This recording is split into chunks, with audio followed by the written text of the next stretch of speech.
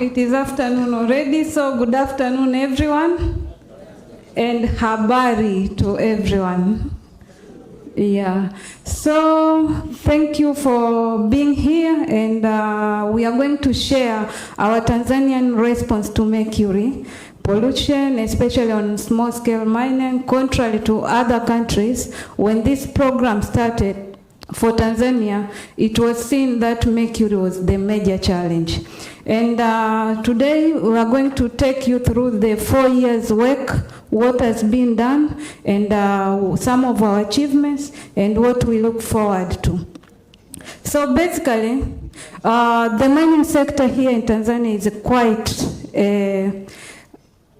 large economic sectors, and it is contributing a lot to GDP, and according to our Tanzania Development Vision, which estimate that by 2025 this sector should be contributing 10% of the national GDP. So you can see it is quite an economic and a significant sectors, and it supports a lot of population.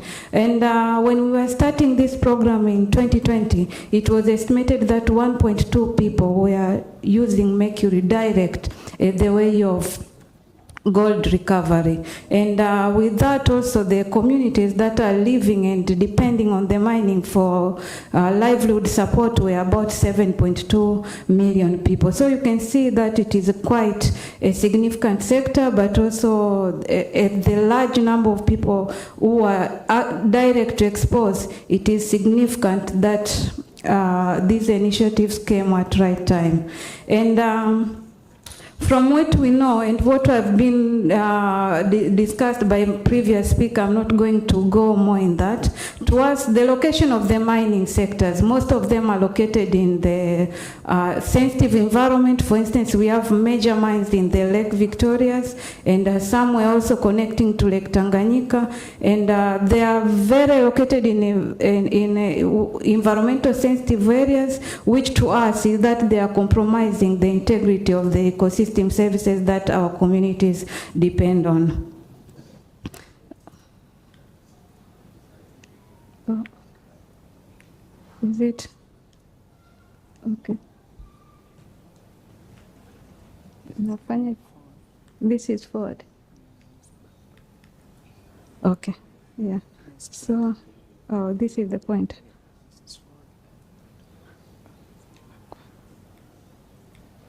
Okay. Yeah, so I'm going to share with you, when we did this project in 2021, we had an inventory of the mercury, how much mercury is being used. And we did this through the help of government chemical laboratory agents, which is the regulatory authorities on the chemical issues, but also in coordination with the Mining Commission and us at the Environmental Management Council. And from what we did, it was that the use of mercury from import available but also use, it was about 18 to 21 metric ton per year, and that is quite a lot. And from it we came to an estimate that in order to produce 1 kilogram of gold, you will need at least 2 kilogram of mercury. So with that estimation, you can see that for small-scale mining, which is about contributing almost 33% of the gold production in the country, and about 15 tons of gold per annum, that was on 2021, is quite a lot number of mercury. And through this, what we came across was that all the mercury that was being used at that time was through the illegal route. So which means that we started by actually making sure that we are eliminating these illegal routes of mercury.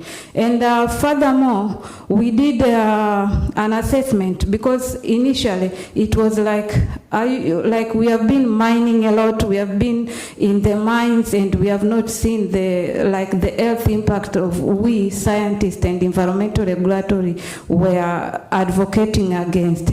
So what we did initially is actually do the biological monitoring, which was about going to to the mining communities, and we selected randomly 4 communities, and we took samples about 400 people, and that was on blood, urine, and air. And actually see how much of the mercury were on the communities. And from our research, the minimum that was detected was 0.01 microgram, and we detect about to maximum of 898 micromilligram per liter for blood and urine. So with that, the average number of people who are exceeding the toxicological level, according to the WHO, was about 15% who have exceeded the threshold. So that is just telling you that these have exceeded, but also even those one who are still below, they also, it is just a matter of time before they will reach that toxicological level. And from it, we're having a team of doctors, and it could quite be seen that some of the early signs, like shaking, rough skins, and even some of the symptoms were already being seen in the mining communities. And we established what were the main route of exposure, and the major one was through inhalation. Because you might find someone is not dealing direct with the mining, but because they're exposed on the mining areas, but therefore they have the mercury within their blood. And the other second route was through injection and also through skins. Yeah, so that was kind of giving us indicative of the major work ahead of us of what we have to do. As said previously, that mercury is the major concern to the environment, and through it, we know that the direct releases to the air, soil, and water resources is associated with environmental pollution, and its accumulation effect on the body, the bioaccumulation, is even making health impacts seen. And we said previously that we have about 1.2 million people who are directly exposed, and this includes even vulnerable groups of women and children, and even women of childbearing age. Okay, so as a government strategy, or the government strategy toward the elimination of the mercury, Tanzania is a part of the country that has ratified the Minamata Convention, and in response to the Article 7 that requires that the use of mercury in artisanal and small-scale gold mine should be reduced significantly, with the possibility of eliminating the mercury use, and where feasible should be eliminated by 2030. So in response of that, we have our own national action plan, and this is from 2020 up to 25. And through it, this is what the project is actually implementing, about 70% of the national action plan. And with the aim that we strengthen our institutional capacities to manage and regulate mercury in ASGM, but also the major and significant component is to introduce the alternative technologies of gold. And this project is being funded for GF through World Bank as our supervisors, and we are really quite thankful for this because the kind of changes that it has bring to our community is significant. So the project development objective is to strengthening the institutional capacity to manage and regulate the mercury use with reduction of mercury, and the project will lead to the reduction of total 30% of mercury, that is about 5.4 to 7.2 metric ton within 5 years. And we can quite see the reductions effort already started. The project is having 3 components, which the first one is about knowledge strengthening, policy dialogue, but also demonstration of the technological approaches. So when we are starting with the first component, which is about institutional strengthening, knowledge and capacity development, this is just about to create the enabling regulatory environment for our government institutions, but also ensure that the capacity is built for practitioners, for small-scale miners, so that we are all able to understand how we are going through this road together. And lastly is about knowledge management. So when you come to look on the institutional strengthening, initially we saw that this map shows the red dots are some of the area with very significant small-scale mining activities. So what we did, we have like 4 government institutions that we see if they are strengthened in capacity of laboratory, at least it will ensure that we are achieving something. So we started with the 4 government institutions include the NEMC, which is the Environmental Regulatory Authorities, but we also have the Government Chemical Laboratory Agency, which is in charge of regulation of chemicals, but also the analysis. And we have our Geological Survey of Tanzania, which is about geological investigation, and we also have the Tanzanian Mining Commission. And we ensure that all the laboratories are strategized in a location where small-scale miners are able to get services in the nearest areas. So you can see that we have somewhere around the Lake Victoria, but also we have some of the labs in the middle, and also we have significant miners at the southeast, I think. Yeah. So those are some of the strategic areas that can save miners. And another thing that we did was about awareness raising. So we have been through a lot of awareness raising, and this is that when we started, we ensure that we have a communication strategy that is able to communicate what we need among the stakeholders, and through it we have been through mass media. Sometimes you can just hear every time you open a radio, it is just about mercury, mercury, mercury. And people are calling to what is this taking place in the mining. And specifically we have been working with the local radios because most of our miners are within very localized settings. And those are radios that are there. In social media also we are very active. And we also been doing public awareness. We just collected a team of experts from Ministry of Health, Mining Commission, Geological, NEMC, and put a public awareness program on the mining centers, and people are asking questions. We are able to take the samples to see how much mercury is there in their bloods. So it has been quite an experience. And one of the most significant awareness thing that we have done, which to me is quite a change game, was about field visit. With this one, we just identified some of the potential miners who we know have a potential to invest on the alternative technology. And this is because most of them didn't have a technical know-how when we are starting the program. So we just invited them, and took them to actually meet these alternative technologies locations, because by then when we were starting there are just about 3 of them. So we visited them and get to meet with the fabricators and discussed it. It kind of awakened the energy, because it was just a matter of knowing. People were scared, like they're really expensive, because for here, cyanidation is something that has been used by large-scale miners. It was not for small-scale miners. So this kind of awakening the investment, and you find that now we have. I was just checking on about last week, we're having about 40-something cyanidation plants that are being built throughout the country, from 3 when we started to 40-something. So this was quite a change game.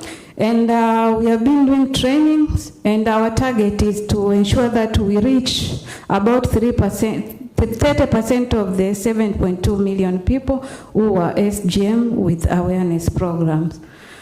And another thing is dealing with the key institutions. And this is ranging from the mining, environmental inspectors, chemical inspectors, border and custom officers, district environmental officers, but also health officers, because these are the government organs that are dealing with the regulating of the mercury. So we ensure that they are equipped with the knowledge of what Minamata requirements are, what is our national action plan, and what is their role on it. Yeah. And another thing was about developing the guidelines. So this is on regulatory frameworks and ensuring policy dialogue is accelerated. And when we started and see that mercury to Tanzania is not something legal, but we are advocating for safe use of the mercury. So we started that we should ensure that we have a guideline for mercury import, mercury use, but also mercury disposal. And through it, we have quite been conducting training so that people can know what are the requirements for importing mercury and what are the requirements for use and how do you dispose it. And through it, I said earlier that we add illegal mercuries. So through the regulation, we are able to work with the government chemical laboratory agencies and tackle the illegal mercury through registration of the local people who can actually import mercury through legal routes, and in that way we are able to regulate the mercury. And another thing is about safe use and reuse of mercury, that is through the use regulations. And with that also, we did the registration of all the ASGM areas, which are watch base, basically where the mercury is being used. And we did registration and we taught them on how to keep records of the mercury use, so that when we are doing inventory, we are able to use a very minimum resources because everything is being recorded on. And this will enable to ensure that we are able to track your usage of mercury, and if we see that you still need some awareness on safe use, we can do that. And another thing was about ensuring that most of our regulations are available in Swahili, because most of them were in English, and the mining community is quite a community that cannot understand the English. So what we did is we ensure that they are all available in Swahili. And lastly, on the regulatory, we did also the development and implementation of public health strategy on mercury. So this is about raising awareness on the public health sector on the exposure of mercury and ensuring that we minimize the exposure of small-scale miners to the mercury, but also make sure that the health sectors is equipped with the knowledge to ensure that they can correct diagnosis the challenges that are related with mercury, because they were underreported in most cases. And also on the regulatory part, we also supported government effort in formalization of ASGM miners, because we understand that to be able to move into the alternative technology, first you need to ensure that the small-scale miners are formalized. When they're in groups, it means they can mine together, they can process together, and then it reduces that those small amount which will be processed through mercury, but can go to the alternative technology. And this also included something like equipping them with the geological information necessary for them to be able to predict if they move and invest in this alternative technology, is it going to be sustainable? But also to be able to demarcate where are the mining areas and where are the residentials. And the last component, which is about demonstrating alternative technologies. What we did initially when we started, we had to do assessment of what are the alternative technologies, which are available locally and which are available globally. So this was a work that was done, and see why is something being applied in a certain countries, but here in Tanzania, it is still not being able to be achieved. So that was work that was done done, and later we came on with about 3 solutions that can be applied here. And this is about smelting. I think we have seen it somewhere on the exhibitions, but also concentration methods applied not in all areas, but in some places of Tanzania. And lastly, it was cyanidation. So the direction and emphasis of our mining direction is that we emphasize on cyanidation because its water is being highly accepted by the small-scale miners. And with the project, we are targeting on downscaling the cyanidation because currently it was something that requires a very large quantity of the material to be able to process, maybe starting from 30 tons to above. But you see that most of our miners within a week they can be able to produce about 5 tons. So we are also downscaling the technology to 5 tons per day. And through that, we are also establishing demonstration centers. And as I said, that mercury is not something illegal here in Tanzania, but we are advocating for the safe use. So we are also building the demonstration centers to demonstrate the safe use of mercury in selected ASGM.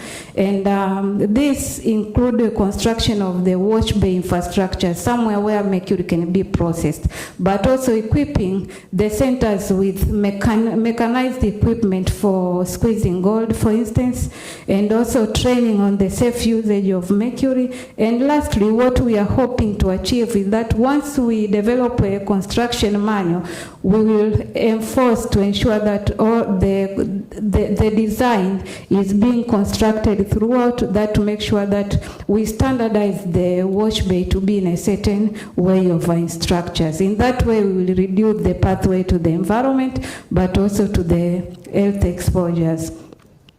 In addition to that, okay, so that was about demonstrating facility mitigation. And in addition to that, we are also constructing a mercury-free demonstration center, a large-scale mercury-free demonstration center. With this, we are hoping that it will be used as a research center for mercury-free alternative.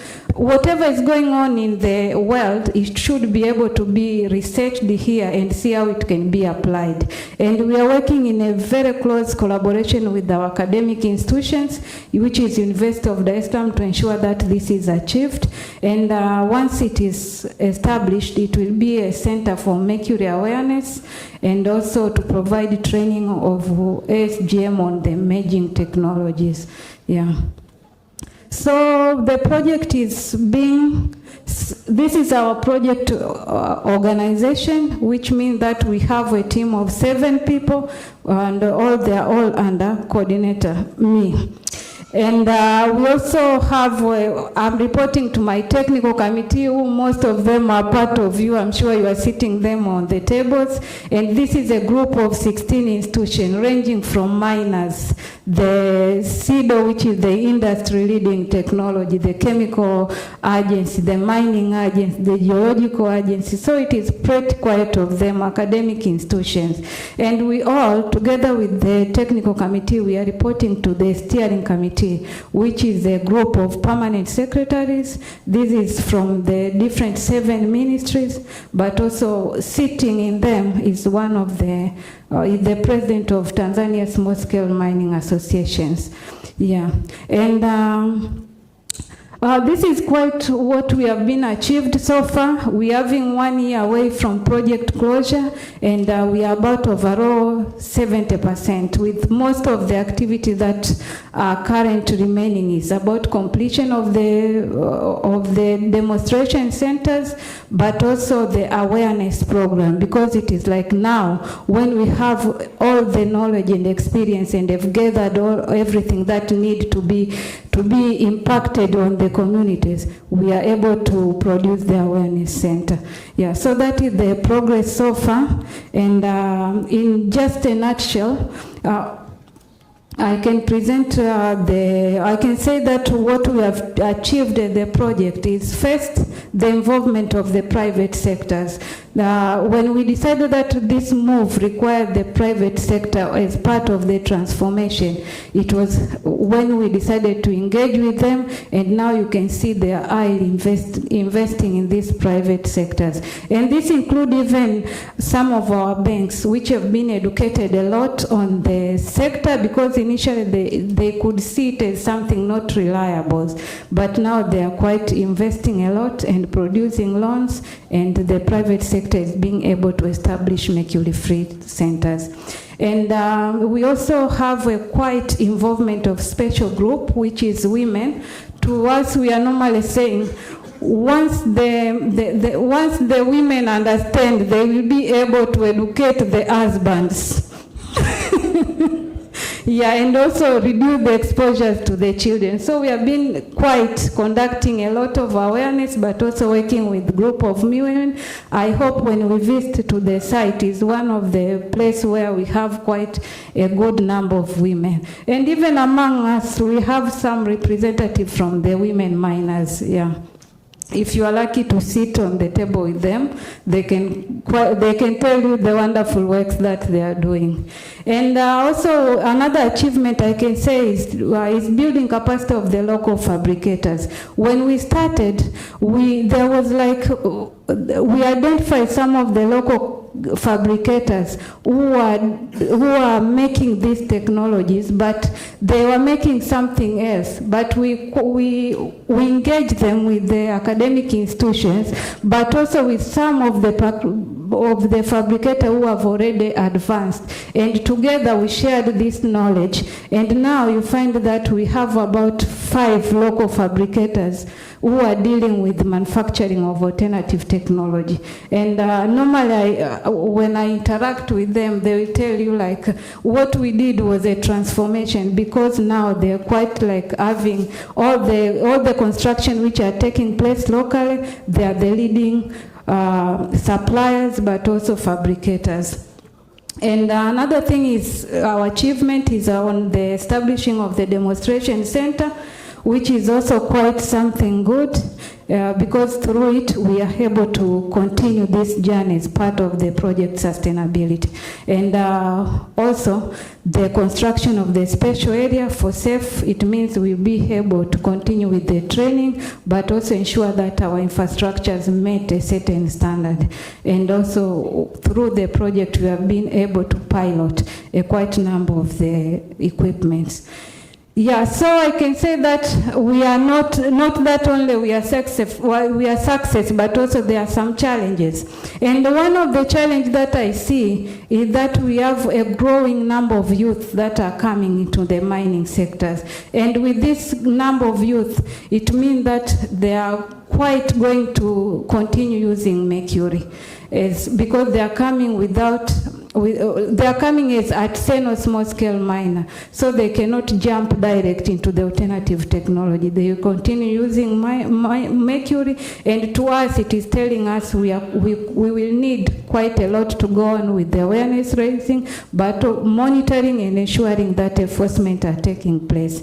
And another challenge is that when we are starting this project, Jen talks a lot about e-waste, but when we are starting this project, the e-waste could not be seen as a challenge. But in the 5 years, we have quite grown on the number of e-waste that are being used, because the generation is changing and transforming. Yeah. So with those challenges, I think on what we are pursuing further is also ensuring that we take on a lead on the unintended persistent organic pollutant releases with the aim of ensuring that we also do some stakeholder cooperation and engagement with the private sector, but also demonstration of the technological tool and economical approaches on e-waste as well, and reducing exposure from women and children, because they're the one who will be finding them on the mercury, on the waste centers doing the picking.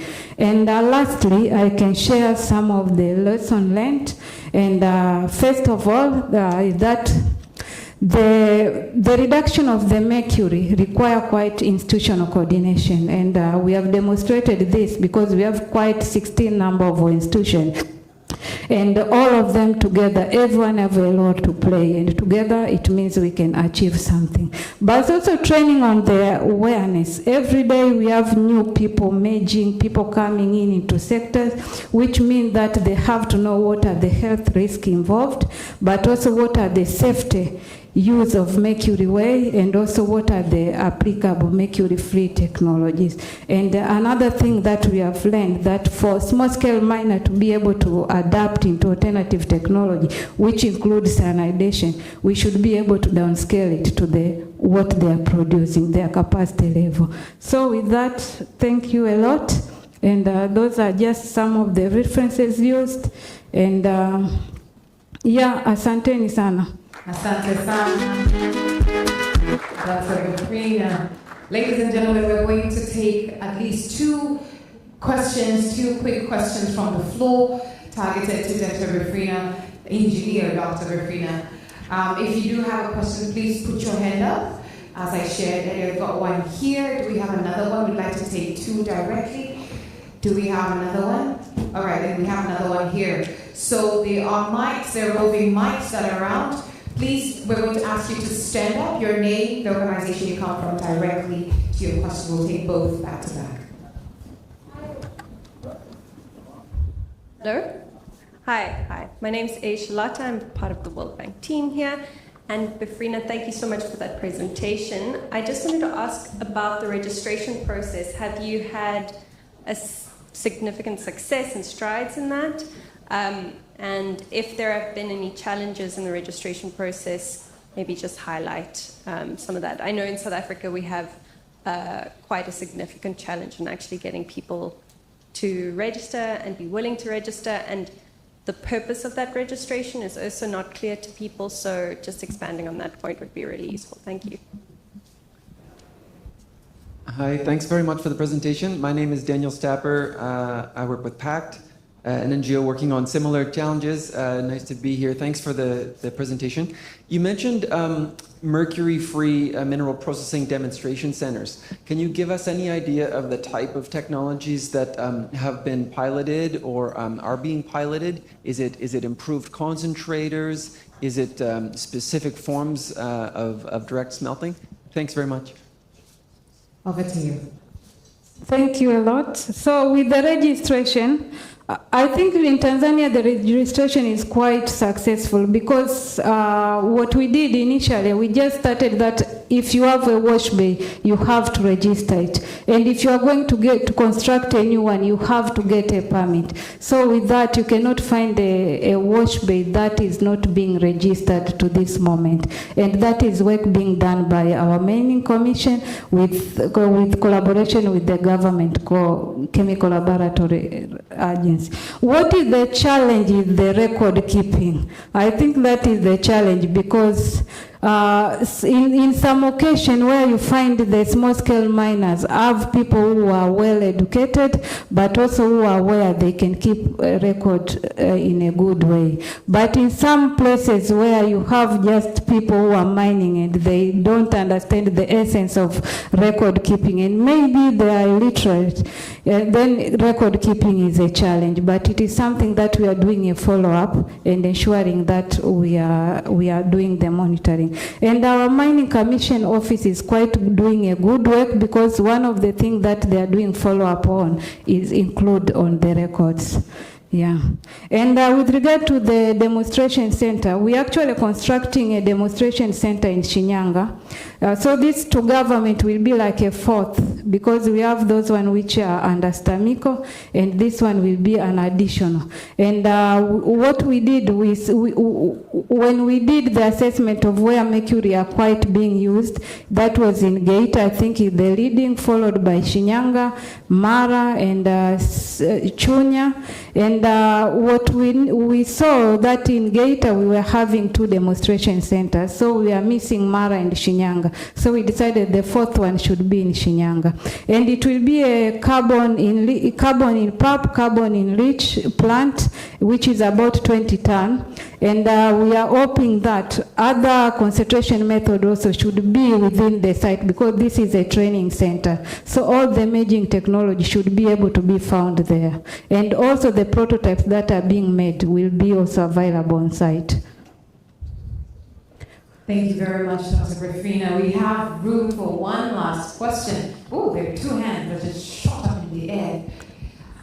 Once again, please stand up. Name, organization. Hi, Befrina. I'm Ishita and I'm part of the World Bank team. My question is, do you think access to electricity is posing a challenge on adoption of mercury-free technologies? So, for example, use of LPG torches and firewood cooking stove is somehow easier. To evaporate mercury is an easier option. Okay. Thank you. We'll take the next question as well. Or is it the same one? Wonderful. No, it's not the same one. Befrina, congratulations to all the work you did. I was in your country 20 years ago in greater area for health assessment, and there was no awareness. So you did a great job, and it's fantastic. So my question is, if that was not for me, it was for you. But the question is, you said the project is ending next year, and how can you make this more sustainable? Because the problem is, you were talking about 1.2 million miners. 20 years ago, there was by far less, so it's multiple. So it's getting more and more miners getting involved, being more and more mercury. So you would need to do much more over the next few years. So how can you get the budget for this? How can you make this sustainable? How can you make sure your own government is listening to you and takes this whatever party is ruling? So how can you make this sustainable? Thank you very much. Over to you, Dr. Befrina.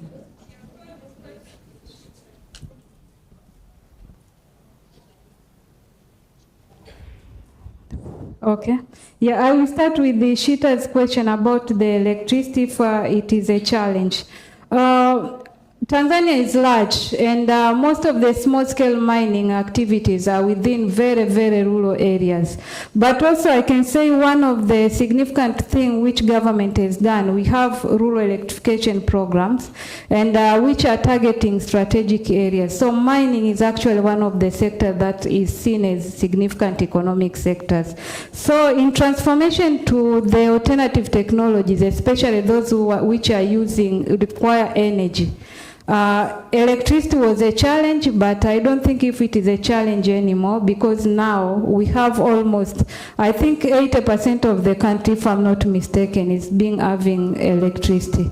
And in most of the big centers, the electricity is there. But also, what I have seen moving through and gaining experience working with the small-scale mining, you will find that in area with significant, someone is putting a generator and is supplying electricity, including on the mercury processing centers. So it might be a challenge, but it is something that is being overcome in time.